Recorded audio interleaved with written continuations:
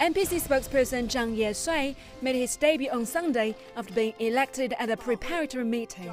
He briefed the media on the events that will take place at this year's session. The first session of the 13th National People's Congress will last for 15.5 days.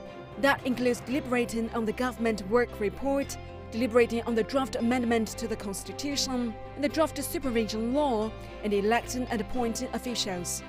Zhang said for the first time at an NPC session, a ceremony will be held in which elected officials will take an oath and pledge allegiance to the Constitution. After the briefing, it was time for questions. One prominent topic was the proposed amendments to the Constitution.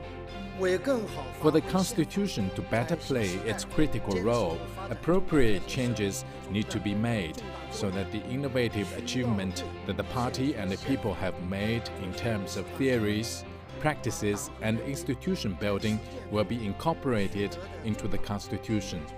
Zhang also responded to questions on tax reforms, development, Korean Peninsula issue, the Belt and Road Initiative, and efforts to cut pollution. Zhang is a former Chinese ambassador to the United States, and Zhang addressed the China-US relationship.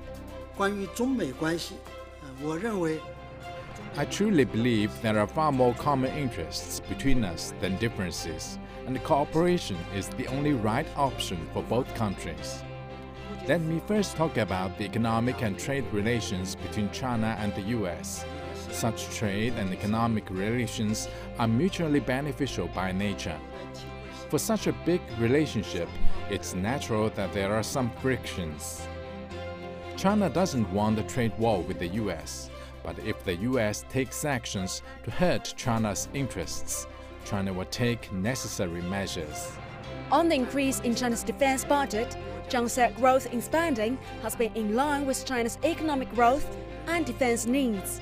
And on the proposed new anti-corruption body and draft supervision law, Zhang said the system will have far-reaching implications in unifying the party against corruption and modernizing the system of governance.